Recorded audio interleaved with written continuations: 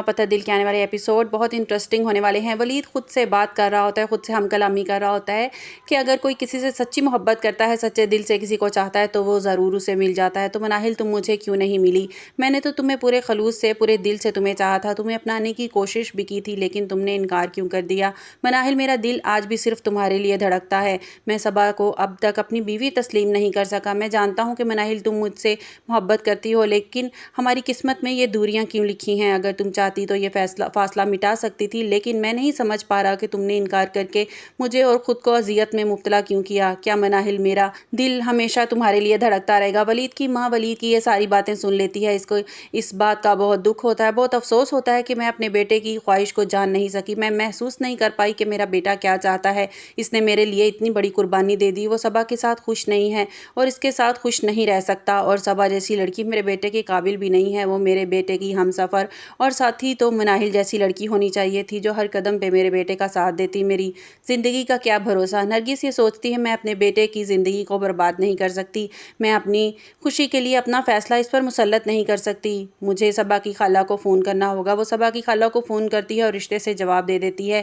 ولید کو اس بارے میں کچھ نہیں بتاتی۔ ولید نرگس کے کمرے میں آتا ہے، نرگس اپنی ماں سے پوچھتا ہے کہ امی آپ نے صبا کی خالہ کو فون کیا؟ جس پر وہ کہتی ہے کہ بیٹا میں ابھی کر لوں گی۔ جس پر ولید کہتا ہے امی میں چاہتا ہوں کہ آپ رخصتی کی ریسیپشن کو تھوڑا سا ڈیلے کر دیں۔ جس پر نرگس کہتی ہے کیا بات ہے بیٹا؟ جس پر ولید کہتا ہے کچھ نہیں، مجھے اور صبا کو ایک دوسرے کو سمجھنے میں تھوڑا وقت چاہیے۔ نرگس کہتی ہے اب بھی تم اپنے دل کی بات مجھے نہیں بتاؤ گے؟ جس پر ولید اپنی ماں کے قدموں میں بیٹھ جاتا ہے اور کہتا ہے کہ ماں آپ میری دنیا، میری کل کائنات ہیں، آپ کی خوشی کے آگے میرے لیے آپ کی خوشی سے آگے میرے لیے کچھ بھی نہیں ہے۔ آپ جانتی ہیں نا کہ جو فیصلہ آپ میرے لیے کریں گی وہ میری سر آنکھوں پر ہوگا۔ جس پر نرگس مسکرا کر ولید کے بالوں میں ہاتھ پھیرتے ہوئے کہتی ہے تو پھر میں نے فیصلہ کر لیا ہے کہ تمہاری شادی تمہاری مرضی سے ہوگی، جہاں تم چاہتے ہو، جہاں تمہارا دل چاہتا ہے۔ میں چاہتی ہوں کہ میرا بیٹا ہمیشہ خوش رہے۔ ولید کہتا ہے کہ امی میں خوش ہوں۔ جس پر نرگس کہتی ہے ولید میں نے تمہاری ساری باتیں سن لی ہیں، میں نے صبا کی خالہ کو فون کر دیا ہے کہ ہم یہ رخصتی نہیں چاہتے، اب ہم وہ چاہتے ہیں جو میرا بیٹا چاہتا ہے۔ اب تمہاری شادی مناہل سے ہوگی۔ ولید کے چہرے پر اچانک سے خوشی پھیل جاتی ہے اور وہ کہتا ہے کہ ماں آپ یہ کیا کہہ رہی ہیں؟ جس پر نرگس کہتی ہے بیٹا تمہاری آنکھوں میں مناہل کے لیے محبت مجھے پہلے نظر کیوں نہیں آئی؟ مناہل جیسی اچھی اور سوگڑ لڑکی قسمت والوں کو ملتی ہے، وہ میرے سامنے تھی، مجھے دکھائی کیوں نہیں دی؟ میرے ذہن میں اس کا خیال کیوں نہیں آیا؟ میرے ولید کے لیے اس سے بہتر آپشن تو کوئی ہو ہی نہیں سکتی تھی، لیکن اب میں اپنی غلطی کو سدھارنا چاہتی ہوں۔ میں کل ہی تمہارا رشتہ لے کر ماجدہ کے گھر جاؤں گی اور مناہل کا ہاتھ مانگ لوں گی۔ جس پر ولید بہت خوش ہوتا ہے اور اپنی ماں کو گلے لگا لیتا ہے۔ ولید کہتا ہے کہ آپ دنیا کی سب سے اچھی ماں ہیں۔ جس پر نرگس کہتی ہے اچھا ہونے کا ثبوت تو بیٹا تم نے دیا ہے، ماں کی خاطر تو تم نے اپنی محبت کی قربانی دے دی۔ ولید بہت خوش ہوتا ہے اور اپنی خوشی کا اظہار مناہل سے کرنا چاہتا ہے، مناہل کو بتانا چاہتا ہے کہ ہماری شادی کے لیے ماں رضامند ہو گئی ہیں۔ دوسری طرف زارا حنان سے کہتی ہے کہ جو پیسے ملنے والے ہیں تمہیں ولید سے وہ میں رکھوں گی تاکہ تمہاری ماں کے منہ پہ مار سکوں اور تمہاری ماں شیبہ کا آنا جانا اس گھر میں بند کر دے، اور مجھے یہ شیبہ دوبارہ تمہارے گھر میں نظر نہیں آنی چاہیے۔